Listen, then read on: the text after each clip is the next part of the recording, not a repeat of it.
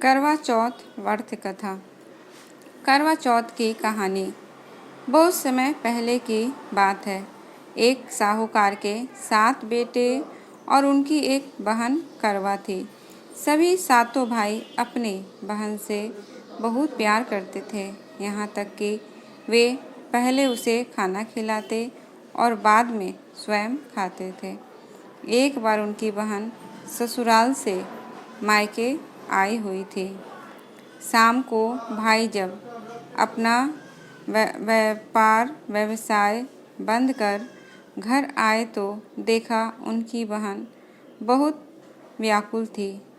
सभी भाई खाना खाने बैठे और अपनी बहन से भी खाना खाने का आग्रह करने लगे, लेकिन बहन ने बताया कि उसका आज करवा चौथ का निर्जला व्रत है और वह खाना सिर्फ चंद्रमा को देखकर उसे अर्घ्य देकर ही खा सकती है। चूँकि चंद्रमा अभी तक नहीं निकला है, इसलिए वह भूख प्यास से व्याकुल हो उठी है। सबसे छोटे भाई को अपनी बहन की हालत देखी नहीं जाती है और वह दूर पीपल के पेड़ पर एक दीपक जलाकर चलने की ओट में रख देता है। दूर से देखने पर वह ऐसा प्रतीत होता है कि जैसे चतुर्थी का चांद उदित हो रहा हो।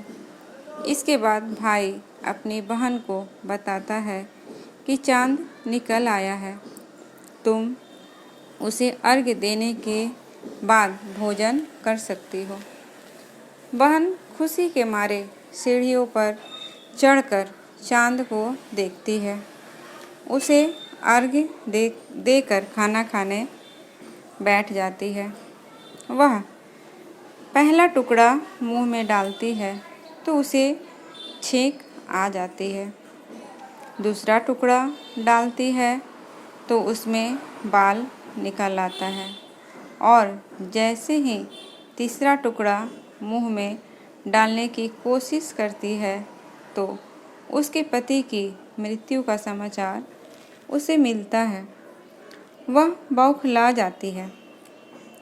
सच्चाई जानने के बाद करवा निश्चय करती है कि वह अपने पति का अंतिम संस्कार नहीं होने देगी और अपने सतीत्व से उन्हें पुनर्जीवन दिलाकर रहेगी।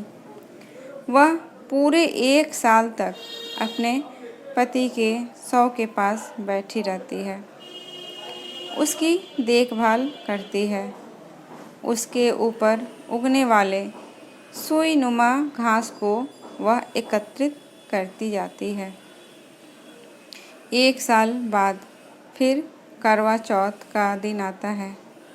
उसकी सभी भाभियाँ करवा चौथ का व्रत रखती हैं। जब भाभियाँ उसे आशीर्वाद लेने आती है तो वह प्रत्येक भाभी से यम सुई ले लो, पिय सुई दे दो, मुझे भी अपनी जैसी सुहागिन बना दो, ऐसा आग्रह करती है। लेकिन हर बार भाभी उसे अगली भाभी से आग्रह करने का कह चली जाती है। इस प्रकार जब छठे नंबर की भाभी आती है तो करवा उससे भी यही बात दोहराती है। यह भाभी उसे बताती है चूँकि सबसे छोटे भाई की वजह से उसका व्रत टूटा था, अतः उसकी पत्नी में ही शक्ति है कि वह तुम्हारे पति को दोबारा जीवित कर सकती है। इसलिए जब वह आए तो तुम उसे पकड़ लेना और जब तक वह तुम्हारे पति को जिंदा नहीं कर दे उसे नहीं छोड़ना, ऐसा कहकर वह चली जाती है। सबसे अंत में छोटी भाभी आती है। करवा उनसे भी सुहागिन बनने का आग्रह करती है, लेकिन वह टाल मटोली करने लगती है। इसे देख करवा उन्हें जोर से पकड़ लेती है और अपने सुहाग को जिंदा करने के लिए कहती है। भाभी उससे छुड़ाने के लिए नोचती है, खसोटती है, लेकिन करवा नहीं छोड़ती है। अंत में उसकी तपस्या को देख भाभी पसीज जाती है और अपनी छोटी अंगुली को चीरकर उसमें से अमृत उसके पति के मुंह में डाल देती है। करवा का पति तुरंत श्री गणेश कहता हुआ उठ बैठता है। इस प्रकार प्रभु कृपा से उसकी छोटी भाभी के माध्यम से करवा को अपना सुहाग वापस मिल जाता है। हे श्री गणेश, माँ गौरी, जिस प्रकार करवा को चिर सुहागन का वरदान आपसे मिला है, वैसा ही सब सुहागिनों को मिले। दूसरी कथा। पुराणों के अनुसार करवा नाम की एक पतिव्रता धोबिन अपने पति के साथ तुंगभद्रा नदी के किनारे स्थित गांव में रहती थी। उसका पति बूढ़ा और निर्बल था। एक दिन जब वह नदी के किनारे कपड़े धो रहा था, तभी अचानक एक मगरमच्छ वहां आया और धोबी के पैर अपने दांतों में दबाकर यमलोक की ओर ले जाने लगा। वृद्ध पति यह देख घबराया और जब उसने कुछ कहते नहीं बना तो वह करवा करवा कहकर अपनी पत्नी को पुकारने लगा।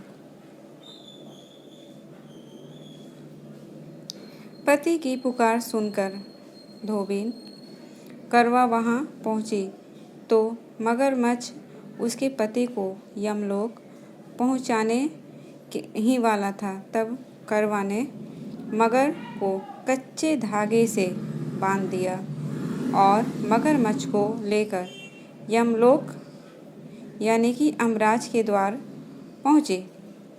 उसने यमराज से अपने पति की रक्षा करने की गुहार लगाई और साथ ही यह भी कहा कि मगरमच्छ को उसके इस कार्य के लिए कठिन से कठिन दंड देने का आग्रह किया और बोली, हे भगवान, मगरमच्छ ने मेरे पति के पैर पकड़ लिए हैं।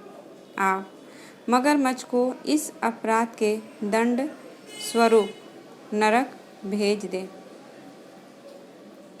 करवा की पुकार सुन यमराज ने कहा, अभी मगरमच्छ की आयु शेष है, मैं उसे अभी यमलोक नहीं भेज सकता।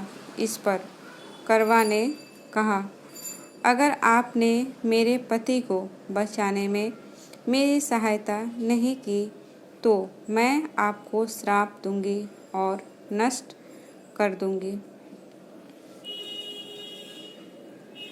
करवा का साहस देख यमराज भी डर गए और मगर को यमपुरी भेज दिया। साथ ही करवा के पति को दीर्घायु होने का वरदान दिया।